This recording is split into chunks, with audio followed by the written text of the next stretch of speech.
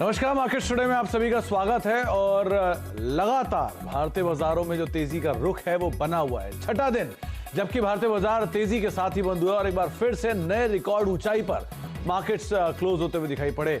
तेजी रही सेंसेक्स में, निफ्टी में, मिड कैप में, स्मॉल कैप में और साथ ही साथ आज बढ़त रही मेटल में, रियल एस्टेट स्पेस में, ऑटो में, ऑटो एंसिलरी स्पेस में, सीमेंट में। ये कुछ ऐसे नाम है जहां पर एक अच्छी खासी खरीदारी देखने को मिली और साथ साथ आईटी स्पेस जो कि अपने रिकॉर्ड लेवल से पहुंच चुका है। इनफैक्ट बीते एक दशक में सबसे ज्यादा रिटर्न देने वालों में नाम शुमार होता है इस पूरे सेक्टर का। फार्मा स्पेस में आज थोड़ी सी प्रॉफिट टेकिंग जरूर आते हुए दिखाई पड़ी, लेकिन बाजार का जो मूड है, माहौल है, वो अभी भी तेजी की तरफ ही है। निफ्टी बैंक प्रॉफिट टेकिंग की चपेट में जरूर आया, लेकिन निफ्टी में कोई गिरावट का संकेत नहीं। एक फॉल और उसके बाद स्ट्रॉन्ग पुल बैक के बाद मार्केट एंड सेशन में डे हाई पर और नए रिकॉर्ड हाई पर बंद होते हुए दिखाई पड़े। चलो इन सब पे हम बातचीत करेंगे। आज के हमारे जानकारी मौजूद है हमारे साथ यतिन दीपाली भी हैं आपसे अलग अलग मामलों में बातचीत करने के लिए, लेकिन पहले देख लेते हैं हेडलाइंस।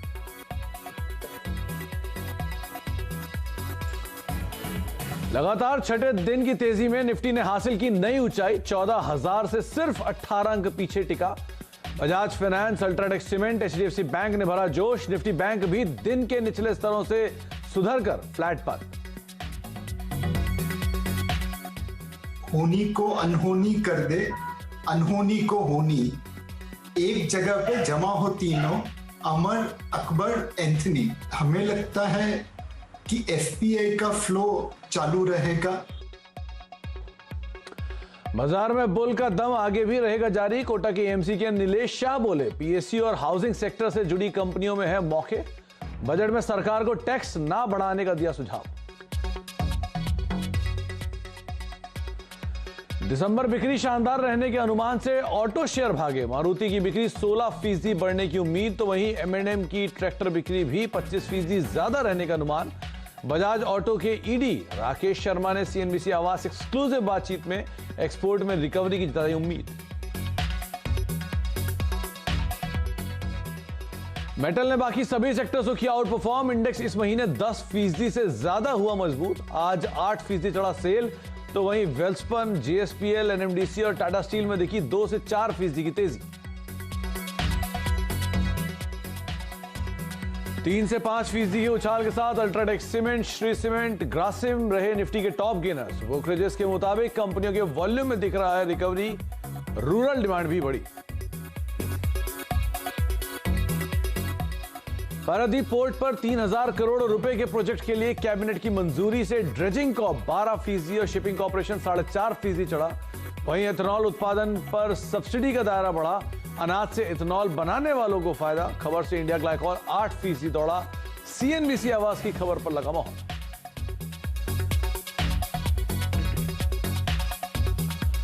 तो भारतीय बाजारों के लिए तेजी का जो मार्च है, तेजी के जो रुख है, वो बना हुआ है और लगातार छठा दिन जबकि भारतीय बाजारों में तेजी देखने को मिल रही है। एक्सपायरी से पहले, यानी कि वीकली, मंथली, क्वार्टरली, ईयरली और इस डिकेड की आखिरी एक्सपायरी से पहले भारतीय बाजारों में जो तेजी है वो बनी हुई है। 132 अंकों का दायरा आज निफ्टी में बना और वो आप देख भी पा रहे होंगे क्योंकि स्क्रीन पे पहले हरा निशान, फिर गिरावट, फिर डीप रेड और वहां से एक स्ट्रॉन्ग पुल बैक के साथ मार्केट वापस डे हाई के आसपास जाकर बंद हुआ। इसीलिए दायरा बड़ा है। 132 अंकों की रेंज बनी निफ्टी में। सेंसेक्स में यही रेंज बनी आपको 450 अंकों की, क्योंकि इसी तरह का एक ट्रेंड वहां भी बनता हुआ दिखाई पड़ा। हालांकि निफ्टी बैंक में ये दायरा और बढ़ा और करीब 503 अंकों का हुआ। रिकवरी निफ्टी बैंक में एक समय में आई थी लेकिन सस्टेन नहीं कर पाई और ऊपरी से दोबारा बाजार टूटता हुआ दिखाई पड़ा। इसलिए उतना स्ट्रॉन्ग पुल बैक निफ्टी के मुकाबले निफ्टी बैंक में नहीं देखने को मिला। आपकी स्क्रीन पर एडवांस डिक्लाइन के आंकड़े हैं और 34 शेयर तेजी में है, 16 शेयरों में बिकवाली है। सेंसेक्स करीब 19 शेयरों में तेजी और 11 शेयरों में बिकवाली। आज निफ्टी बैंक में जहां लगातार 2 दिन से तेजी थी, वहां पर आज प्रॉफिट टेकिंग रही तो थोड़ा 10 शेयरों में बिकवाली और 2 शेयरों में तेजी देखने को मिली। लेकिन ब्रॉडर मार्केट में आंकड़े वापस तेजी की तरफ। एफ&ओ के करीब 72 शेयरों में तेजी और 65 शेयरों में बिकवाली। बीएससी के करीब 1671 शेयर तेजी में, 1282 शेयरों में बिकवाली और एनएससी के 1000 शेयरों में तेजी, 860 शेयरों में बिकवाली। तो ओवरऑल मार्केट में तेजी की साइड पर मिड कैप, स्मॉल कैप भी इंडिकेशंस दे रहा है। 2 दिन से बारी थी एचडीएफसी बैंक, एचडीएफसी लिमिटेड की। आज बारी वापस आती है बजाज फाइनेंस की। करीब 13 अंकों का कंट्रीब्यूशन वहां से आया। सीमेंट के लिए आज दिन काफी खास, जिसमें श्री सीमेंट, अल्ट्राटेक सीमेंट दोनों 8 अंकों का कंट्रीब्यूशन दे रहे हैं और एचडीएफसी बैंक एक बार फिर वापस 4 अंकों का कंट्रीब्यूशन देता हुआ। तो मेजरली बाइंग बैंक्स, फाइनेंशियल्स और सीमेंट स्पेस से। इसके अलावा जो टूटने वाले शेयर थे उसमें टीसीएस लीड कर रहा था इन्फोसिस के साथ, करीब 6 अंकों का कंट्रीब्यूशन इन दोनों की तरफ से नेगेटिव साइड पर। एक्सिस, इंडसइंड दोनों टूटे करीब 3 अंकों के आसपास। इंडसइंड कल की बड़ी तेजी के बाद आज थोड़ा सा ब्रीदर लेता हुआ दिखाई पड़ा। चलिए, अब आज के जानकार हमारे साथ मौजूद है। हमारे साथ श्रीकांत चौहान है, जो कि आपको रोज बरोज बता रहे हैं कि बाजार में तेजी ही रहेगी और तेजी ही देखने को भी मिल रही है। और साथ दीपाली और जतिन भी मौजूद हैं। तो श्रीकांत जी, तेजी की जो बातचीत आपने हफ्ते की शुरुआत में की थी, हफ्ते के मध्य तक आते आते तो वो देखने को मिल ही रही है। अब कल है एक्सपायरी का दिन, और क्योंकि ये बहुत क्रूशियल एक्सपायरी है, साल की, महीने की, वीक की, डिकेड की, क्वार्टर की, तो किस तरह से उम्मीद लगा के चले जाए इस एक्सपायरी के लिए? क्या किस तरफ एक्सपायरी होते हुए देख रहे हैं और मार्केट में रुख क्या रखें? बिल्कुल, तो देखिए, वैसे निफ्टी की जो ये एक्सपायरी है वो काफ़ी बड़ी एक्सपायरी बोली जा सकती है, क्योंकि एग्जैक्टली वो 31 दिसंबर के दिन भी आ रही है, तो काफ़ी बड़ी एक्सपायरी थी ये।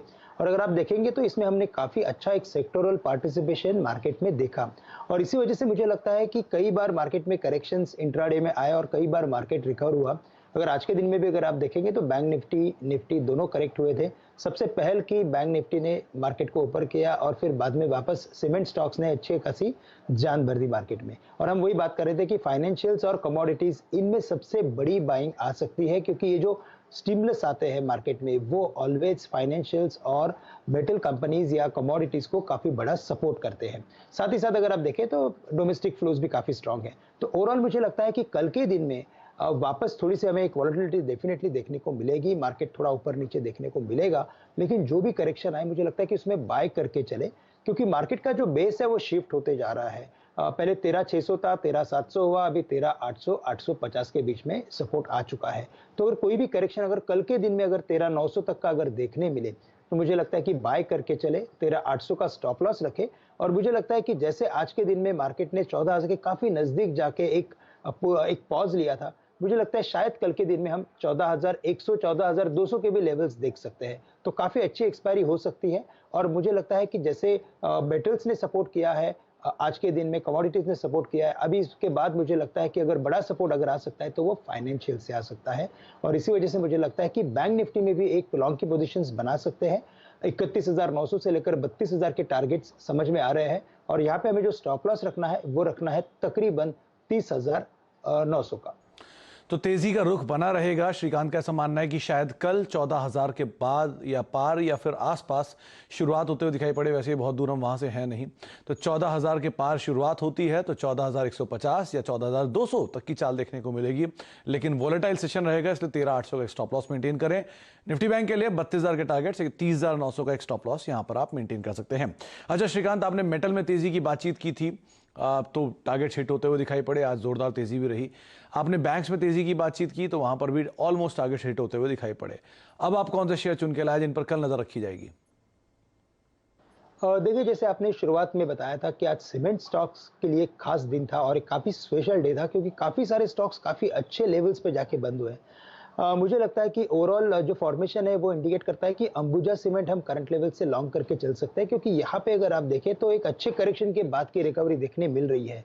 तो करंट लेवल से 250 252 के लेवल्स पे अंबुजा सीमेंट को खरीदे, स्टॉप लॉस रखे 245 का, टारगेट्स हम रख सकते हैं 265 270 के।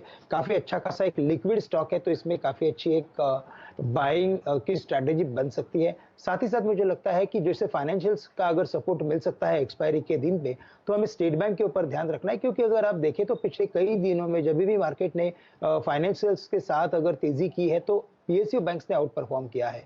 मुझे लगता है कि स्टेट बैंक यहाँ से परफॉर्म कर सकता है। 277 के करीब बंद है, 290 295 के टारगेट्स नजर आ रहे हैं। हमें स्टॉप लॉस रखना है 268 रुपए का। 268 का एक स्टॉप लॉस मेंटेन करें। 290 के टारगेट्स के लिए आप एसबीआई पे खरीदारी कर सकते हैं। और सीमेंट स्पेस की बात की है श्रीकांत ने, जिसमें अंबुजा उनको पसंद है। 265 के टारगेट्स के लिए खरीदारी करें, 245 से स्टॉप लॉस मेंटेन कर सकते हैं। अच्छा, अब सीमेंट की बात हो ही रही है तो दीपाली से भी बातचीत कर लेते हैं। उनके पास कुछ आंकड़े हैं सीमेंट स्पेस को लेकर, बस क्या है, क्यों तेजी देखी गई, ये तमाम डिटेल पहले दीपाली समझ लेते हैं, फिर कुछ और शेयरों पर भी हम चर्चा करेंगे। दीपाली बताइए, क्या आपने पिक किया सीमेंट स्पेस में? सीमेंट स्टॉक्स में अच्छी मजबूती आज के सत्र में देखने को मिली। Ramco cement, UltraTech cement, Ambuja, ACC, Shree cement, इन स्टॉक्स में 5 से 6% तक का मूव आज के सत्र में रहा है।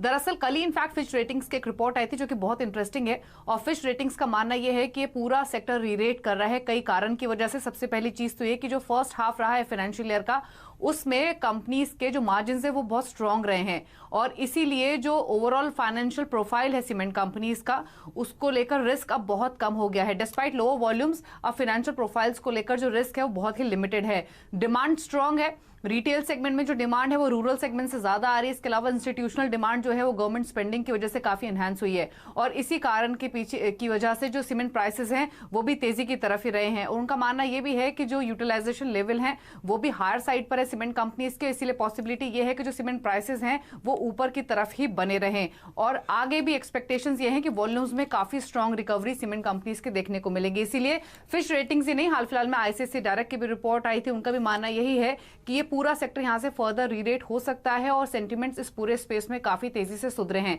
आज काफी स्ट्रांग मोमेंटम इसीलिए इस स्पेस में देखने को मिला। तो सीमेंट स्पेस में आप कोई भी कंपनी उठा लीजिए, चाहे वो लार्ज कैप की हो, मिड कैप की हो या स्मॉल कैप की हो, सब में तेजी देखने को मिली। आपकी स्क्रीन पे वो आंकड़े हैं भी। UltraTech cement, Shree cement, JK cement, JK Lakshmi cement, Birla corp, India cement, कोई भी कंपनी उठा लीजिए, सब में अच्छी बाइंग देखने को मिल रही थी। अच्छा श्रीकांत, आपने अंबुजा की तो बात की, लेकिन आप श्री सीमेंट को नहीं भूल सकते, अल्ट्राटेक को भी नहीं भूल सकते, मिड कैप में इंडिया सीमेंट को नहीं भूल सकते। एक जोरदार तेजी, अपर सर्किट भी लगा। यहां से कुछ पिक किया आपने जो टियर 2 स्टॉक्स हैं, या फिर आप ये कह लीजिए कि फ्रंट लाइन नहीं है? देखिए, वैसे सीमेंट में काफी सारे स्टॉक्स हैं, लेकिन जैसे तेजी देखने को मिली है तो मुझे लगता है कि इसमें एक टॉप डाउन अप्रोच बना है, और इसी वजह से मुझे लगता है कि A to Z यानी कि लार्ज कैप से लेकर स्मॉल कैप सभी स्टॉक्स में तेजी बनेगी।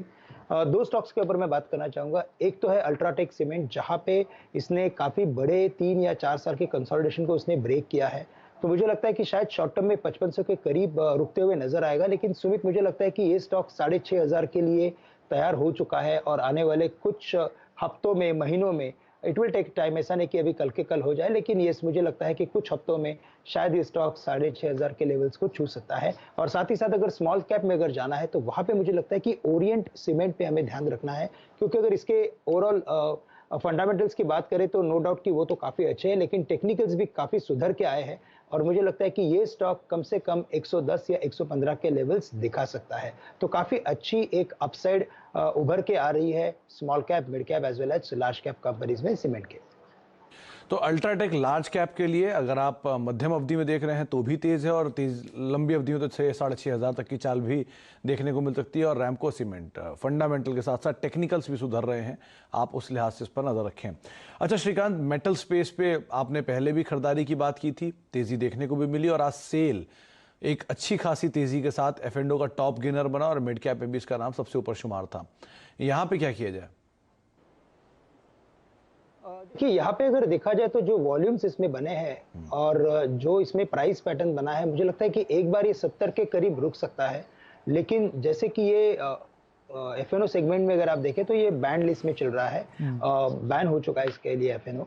और इसकी अगर ओवरऑल अगर कैश डिलीवरी वॉल्यूम को अगर आप ट्रैक करते हो पिछले 1 महीने को, तो मुझे लगता है कि ये स्टॉक शायद आने वाले कुछ महीनों में या कुछ हफ्तों में 90 के करीब जा सकता है। लेकिन वेरी शॉर्ट टर्म में मुझे लगता है कि स्टील अथॉरिटी में एक बार 70 के करीब एक अच्छी प्रॉफिट टेकिंग शायद बन सकती है। तो जो भी बाय करना है करेक्शन में बाय करे। 63, 64 के करीब मुझे लगता है ये काफी एक स्ट्रॉन्ग कैंडिडेट होगा बाय करने के लिए। लेकिन ओवरऑल अगर किसी के पास अगर पोजीशन अगर पड़ी हो तो मुझे लगता है कि इसे होल्ड करे, क्योंकि ये स्टॉक्स 80 से लेकर 90 के लेवल्स आने वाले कुछ हफ्तों में छू सकता है। तो 80 से लेके 90 तक के लेवल्स आने वाले कुछ समय में देखने को यहां पर मिल सकते हैं, लेकिन अभी थोड़ी सी प्रॉफिट टेकिंग की उम्मीद आप मान के चले 70 के आसपास शायद देखने को मिले। अच्छा, 2 नाम और हैं श्रीकांत, एक है बालकृष्ण इंडस्ट्री, पॉजिटिव रिपोर्ट आई, रिपोर्ट के बाद जोरदार तेजी देखने को मिली, 3-3.5% का उछाल। और दूसरा GMR इंफ्रा, हैवी वॉल्यूम वाला स्टॉक होता है, और अच्छी खासी ब्लॉक्स भी इसमें आज हुए, उसके बाद भी ये शेयर अच्छा चला। तो इन दोनों में क्या किया जाए? देखिए, अगर इसमें सबसे बड़ी बात ये है कि जो टायर कंपनी से रिलेटेड जो भी जितने भी स्टॉक्स हैं, उसमें नो डाउट कि बालकृष्ण इंडस्ट्रीज़ के जो फॉर्मेशंस है वो काफ़ी बढ़िया है। इसमें काफ़ी अच्छा एक राइजिंग टॉप, राइजिंग बॉटम की एक सीरीज़ बन चुकी है और एक पैटर्न जो है वो काफ़ी सेक्युलर पैटर्न है। तो मुझे लगता है कि ये स्टॉक आने वाले कुछ समय में 2000 के लेवल्स छूते हुए नज़र आएँगे। लेकिन वेरी शॉर्ट टर्म में मुझे लगता है कि 1700 से लेकर 1730 के टारगेट इसमें नज़र आ रहे हैं। आज के दिन में भी इसमें काफ़ी अच्छी बाइंग थी, तो करंट लेवल से इसे बाय करें 1630 के करीब, 1590 का स्टॉप लॉस रखें और 1700 के टारगेट के लिए इसे आप कैरी कर सकते हैं। तो 1700 के टारगेट्स यहां पर देखने को मिल सकते हैं। एक लंबे अंतराल के बाद ये दोबारा एक्शन में आया है और पॉजिटिव रिपोर्ट जो कि नोमुरा की आई थी, जिसके आधार पर भी जिसके टारगेट्स हैं वो 1700 के ऊपर के ही फिलहाल दिखाई पड़ रहे हैं। अच्छा, आज जो मूव था उसमें मेटल स्पेस आता है, साथ साथ सीमेंट स्पेस आता है, जिनकी हम बातचीत कर चुके हैं। लेकिन श्रीकांत, दो नाम जो कि ट्रेडिशनल है, एक है बजाज फाइनेंस और दूसरा है HDFC बैंक। दोनों में ही जोरदार मूव है। इन दोनों में क्या किया जाए? देखिए, बजाज फाइनेंस अगर आप देखें तो अगर तेजी बनती है तो ओवरऑल एक मार्केट में कॉन्फिडेंस आता है हमेशा, और आज के दिन में भी हमने वही देखा कि आज इसने तेजी दिखाई और मार्केट में एक काफी अच्छा कॉन्फिडेंस देखने मिला। मुझे लगता है कि ये स्टॉक 5300 के करीब का बंद है, लेकिन ये कम से कम 5500 के लेवल्स शायद छू सकता है और कल के दिन शायद ऐसे भी हो सकता है कि NAV प्रॉपिंग के पीछे बजाज फाइनेंस के साथ साथ बजाज फिनसर्व में भी तेजी देखने को मिले। तो करंट लेवल से भी मुझे लगता है कि बजाज फाइनेंस लेके चले, जो 5300 के करीब ट्रेड कर रहा है, और यहाँ पे टारगेट्स हम रख सकते हैं 5500 के। और सुमित जी, आपने पूछा था एक GMR इंफ्रा के बारे में, अगर वहां पे भी देखें तो काफी अच्छे वॉल्यूम के साथ ये जो स्टॉक है वो करंट लेवल से रिकवरी दिखा रहा है। यहाँ पे जो लॉन्ग टर्म फॉर्मेशंस बने हैं वो बने हैं कप विथ हैंडल के, और मुझे लगता है कि ये स्टॉक आने वाले कुछ समय में 35 से लेकर 37 के टारगेट्स दिखा सकता है। और 2014 से इसमें काफी सारे इन्वेस्टर्स अटके हुए हैं, तो मुझे लगता है कि उनके लिए हमारी राय ये रहेगी कि आप इसे होल्ड करके रखिए और 37 से लेकर 38 के टारगेट आप इसमें रखिए, वहां पे आप एक बार आपकी पोजीशंस एग्जिट कर सकते हैं। चलिए, तो एक अच्छे वॉल्यूम के साथ खरीदारी हुई GMR इंफ्रा में। 37-38 ये ऐसे टारगेट हैं जो कि अब श्रीकांत को दिख रहे हैं। और बजाज फाइनेंस तो इस पूरे दशक का सबसे ज़्यादा रिटर्न देने वाला स्टॉक है निफ्टी का, तो अभी भी श्रीकांत को ऐसा लगता है कि ये और ज़्यादा तेज़ी यहाँ पर दिखा सकता है। खैर, एक और नाम जो दूसरा सबसे ज़्यादा रिटर्न देने वाला है वो है आइशर मोटर। उस पर भी हम चर्चा करेंगे कि आज भी वो टॉप गेनर रहा, लेकिन फिलहाल एक छोटे से ब्रेक का वक्त है। ब्रेक के बाद लौटते हैं, हमारे साथ श्रीकांत बने हुए, उनसे हम बातचीत करते रहेंगे। लेकिन जब तक बातचीत हुई वो आपको बताते हैं। निफ्टी बैंक दोनों को लेकर तेज़ी की बातचीत श्रीकांत कर रहे हैं। उनको लगता है कि अभी भी तेज़ी का रुख रहेगा और करीब 14,150 के टारगेट आप यहाँ पर देख सकते हैं निफ्टी में, और निफ्टी बैंक के लिए 32,000 के टारगेट्स आपको सुझाए जा रहे हैं। इसके अलावा श्रीकांत की खुद की पसंद है अंबुजा सीमेंट, 265 रुपए के टारगेट्स के लिए, और साथ साथ SBI 290 के टारगेट्स के लिए आप दाम लगा सकते हैं। 268 का स्टॉप लॉस मेंटेन करें। इसके अलावा आप बालकृष्ण इंडस्ट्री पे 1700 के टारगेट्स के लिए दाम लगाएं। 2000 दूसरा टारगेट है, करीब 1590 का स्टॉप लॉस मेंटेन करें। सेल में थोड़ी प्रॉफिट टिकिंग आई 70 के आसपास, लेकिन लॉन्ग टर्म में अभी भी जो टारगेट्स है वो इंटैक्ट हैं। शायद 80-90 तक की चाल भी वहां पर देखने को मिल सकती है, उस लिहाज से भी आप देख सकते हैं। एक ब्रेक का वक्त है, ब्रेक के बाद लौटते हैं, यतिन से बातचीत करते हैं, कुछ और शेयर भी उनसे समझते हैं और श्रीकांत से भी हम बातचीत जारी रखेंगे।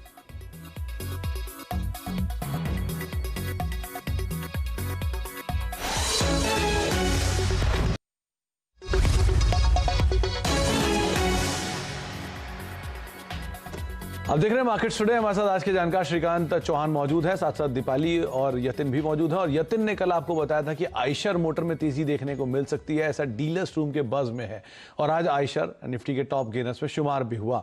तो यतिन, आज आप क्या पिक करके लाए वहां से? देखिए, जहाँ तक कि डीलिंग रूम्स की बात है, एक्साइटमेंट ज़्यादा है। 14,000 जो निफ्टी का मार्क है उससे हम कुछ ही अंक दूर हैं। और आज के सत्र में अगर आप देखें तो फोकस पूरी तरीके से सीमेंट शेयरों पे था, चाहे वो छोटे सीमेंट शेयर हो या लार्ज कैप्स हो, सभी में तेजी का आलम था। खास करके अंबुजा सीमेंट में जहाँ डीलिंग रूम्स की खरीदारी की राय है। लार्ज कैप में थोड़ा बहुत शॉर्ट कवरिंग देखने को मिला, लेकिन अगर आप जनवरी सीरीज़ की बात करें, क्योंकि इस हफ्ते एक्सपायरी है, तो जनवरी सीरीज़ के लिए भी डीलिंग रूम्स रिकमेंड कर रहे हैं कि सीमेंट शेयरों में तेजी का माहौल बना रहेगा। ओवरऑल बेसिस पे इनको लगता है कि 3 से 4% की ट्रेडिंग अपसाइड अभी भी फ्रंटलाइन सीमेंट शेयरों में बची हुई है। इसके अलावा FMCG स्टॉक्स में भी आज के सत्र में फोकस रहा। डाबर हो, गोदरेज कंज्यूमर हो, इन सभी शेयरों पे डीलिंग रूम्स की पैनी नज़र थी। इनफैक्ट गोदरेज कंज्यूमर में डीलिंग रूम्स का कहना है कि यहाँ से 15 से 20 रुपए तक की ट्रेडिंग अपसाइड हमको बहुत शॉर्ट टर्म में देखने को मिल सकती है और आगे चलते हुए भी पोजिशनली गोदरेज कंज्यूमर और डाबर जैसे शेयरों में लॉन्ग पोजीशंस बनाई जा सकती हैं। तो गोदरेज कंज्यूमर एक और नाम है जो कि यतिन को लगता है कि डीलर्स रूम में काफ़ी चर्चा है, जिसके अंदर बाय की बातचीत हो रही है और अंबुजा पे हम बातचीत कर ही चुके हैं। श्रीकांत का मानना है कि तेज़ी देखने को मिल सकती है। अच्छा श्रीकांत, दो ही शेयरों की बात रह गई है, एक गोदरेज कंज्यूमर जिसकी यतिन अभी चर्चा कर रहे थे और दूसरा नाम है आइशर मोटर जो कि इस डिकेड का दूसरा सबसे ज़्यादा रिटर्न देने वाला निफ्टी का स्टॉक है। क्या किया जाए इन दोनों शेयरों में? देखिए, अगर आइशर की बात करें तो ये स्टॉक वैसे पिछले 3 या 4 दिनों से रेंज बाउंड था, 2500 के लेवल्स को क्रॉस नहीं कर रहा था, लेकिन आज उसने कॉन्फिडेंटली क्रॉस किया है। और अगर सुमित, अगर आप देखें तो नवंबर मंथ में अगर सबसे अच्छी पारी अगर किसी ने खेली होगी तो वो आइशर मोटर ने खेली थी और वो 35% बढ़ा था उस महीने में और उसके बाद एक अच्छे करेक्शन के बाद वापस हायर बॉटम रिज्यूम करके ये स्टॉक आज कॉन्फिडेंटली ऊपर क्लोज हुआ है।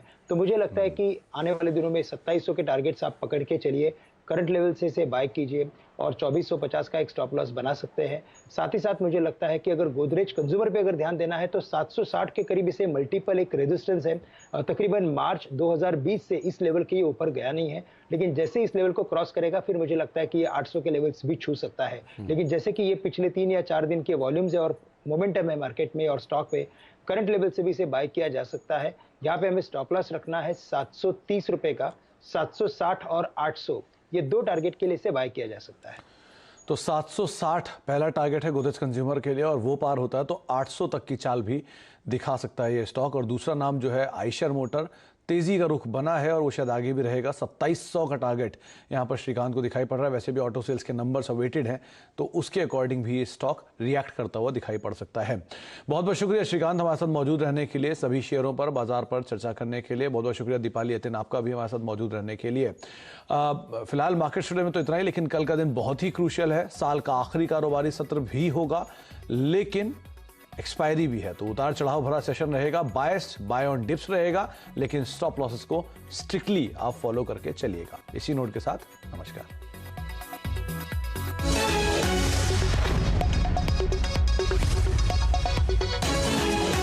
फ्रेंड्स, मिलते हैं अगले वीडियो के अंदर, जब तक के लिए गुड बाय।